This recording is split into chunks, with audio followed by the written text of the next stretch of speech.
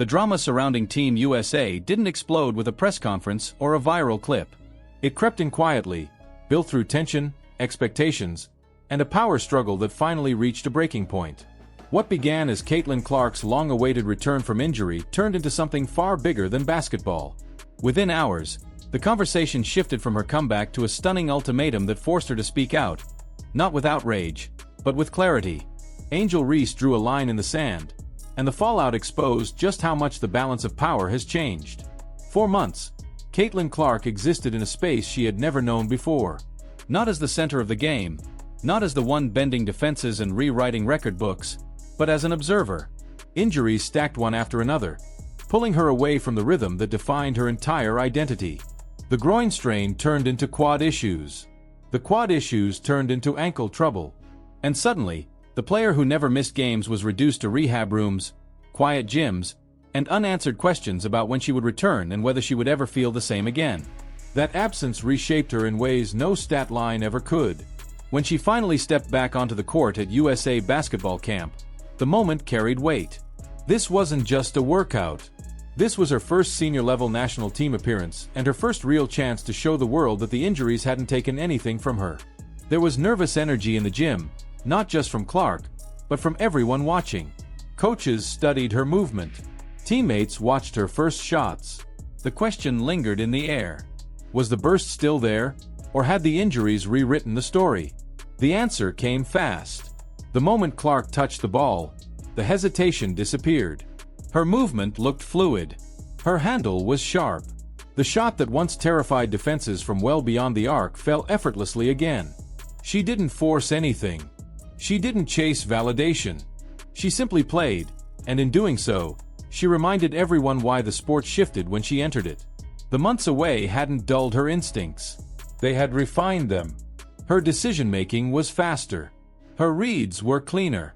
Her presence changed the pace of every drill she touched. But the real transformation wasn't just physical. The time away gave Clark perspective she never had during her meteoric rise. Watching from the sideline taught her what teammates go through when the game is taken from them.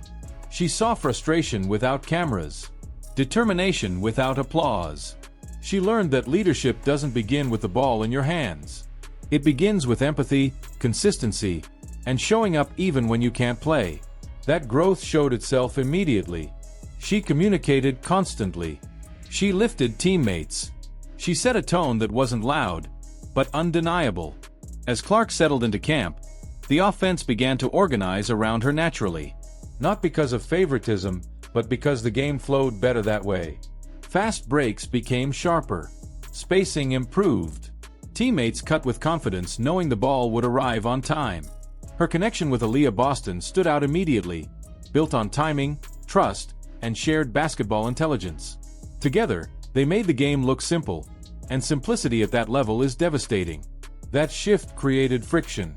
Angel Reese arrived at camp expecting to be central, expecting her role to be secure. Instead, she found herself in an environment that rewarded adaptability and punished resistance. The tempo didn't suit her game. The offense no longer paused for post touches. Possessions moved quickly, and the emphasis shifted toward pace, spacing, and decision-making.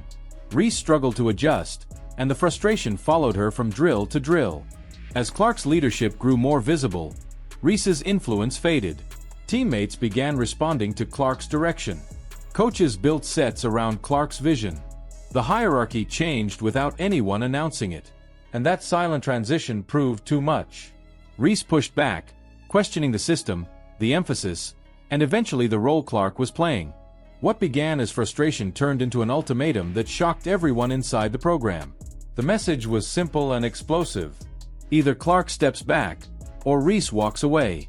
It was a final stand rooted in status rather than performance, and it forced a moment of reckoning. This wasn't about personalities anymore. It was about what Team USA wanted to represent moving forward.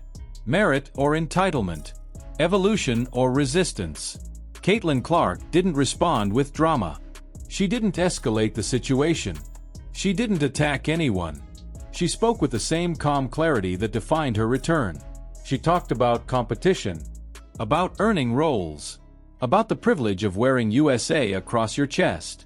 Her words weren't defensive. They were grounding. They made it clear that she wasn't fighting for control. She was simply doing the work. That response exposed the divide. Clark embraced the grind, the uncertainty, and the competition. Reese rejected it. And when the choice became unavoidable, Reese left. Not because she was pushed out, but because the environment no longer bent to her expectations. The camp moved forward without her, and the direction of the program became unmistakable. What makes this moment so significant isn't the departure itself. It's what it represents. Caitlin Clark's comeback wasn't just about proving she could still dominate. It was about proving she could lead differently. Her injuries stripped away the noise and forced her to grow in ways that can't be taught. She returned not just as a scorer, but as a stabilizing force in a room full of elite talent and big egos.